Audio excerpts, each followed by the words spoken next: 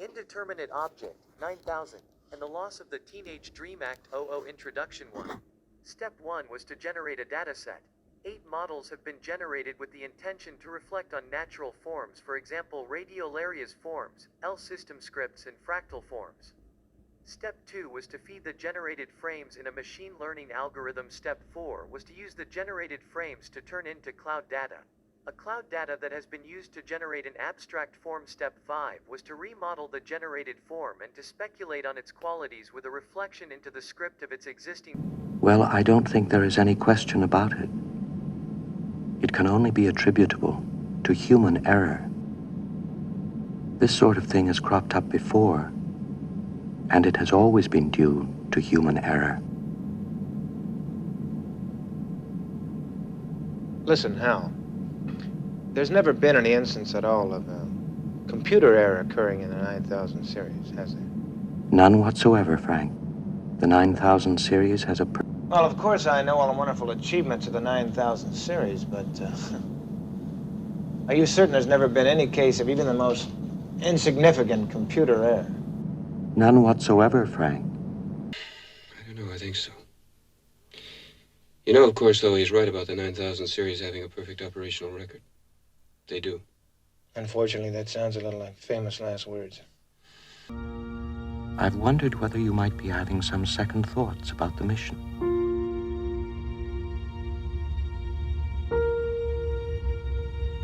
How do you mean?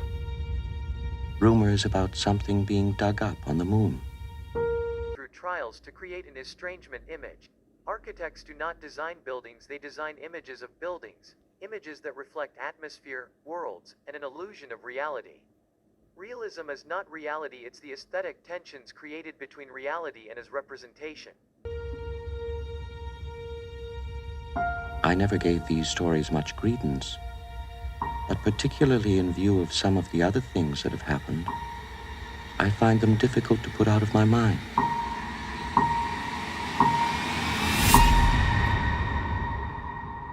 Open the pod bay doors, please, Hal. Open the pod bay doors, Hal. Act 02 Walter Benjamin famously claimed that architecture offered the prototype of an artwork that is received in a state of distraction and through the collective. In other words, architecture operate below the level of conscious attention as an aesthetics of the background. Act 03 If architecture is most often experienced unconsciously in the background of attention, then to alter the aesthetic appearance of this background is a political act with ethical and epistemological implication.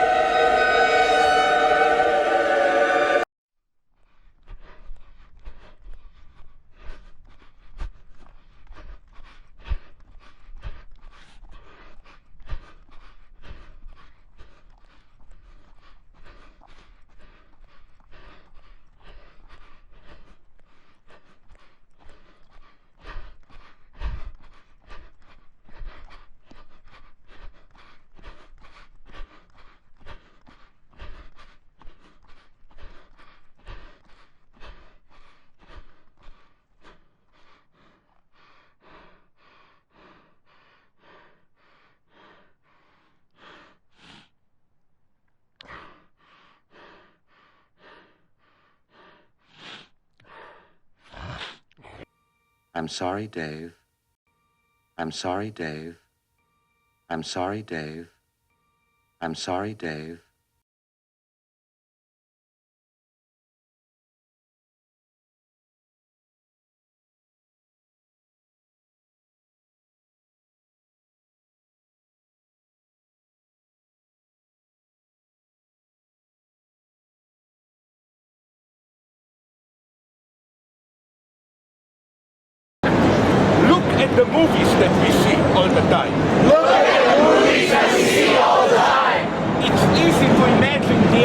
world.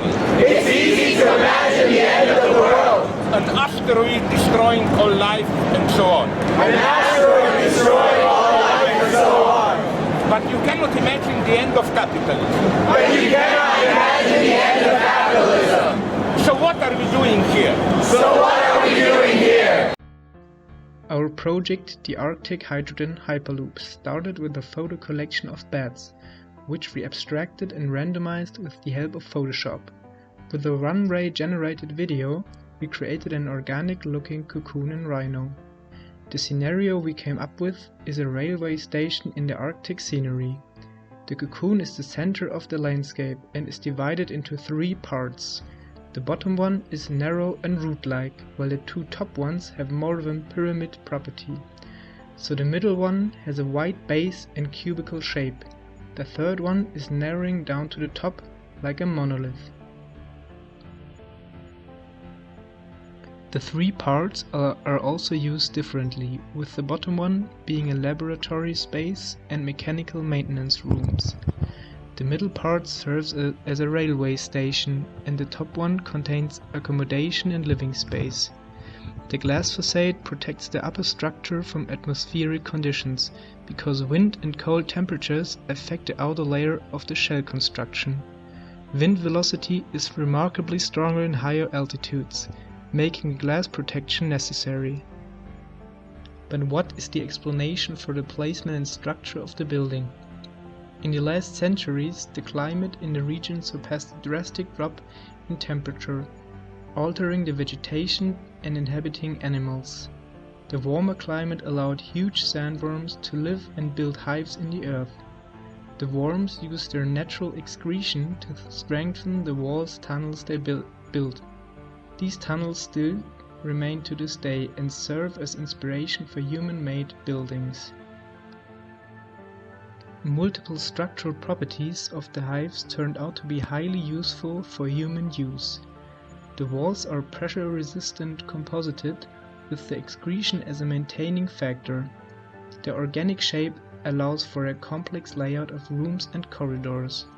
The shapes permit interesting and diverse premises. Scientists recreated the excretion of the worms, making the imitation and rebuild of the hives possible. Through 3D printing methods, the building process was sped up significantly and used in smaller architecture surrounding the cocoon. The newly invented material is renewable and ecological. The railway station is not only used by passengers, but also contains a freight depot for incoming and outgoing resources. It is the center of a large rail network. The stations are named after famous polar scientists. The 3 main factors for the chosen location are extraction of mineral resources, research into alternative energy generation, and determining the climate change of the northern hemisphere.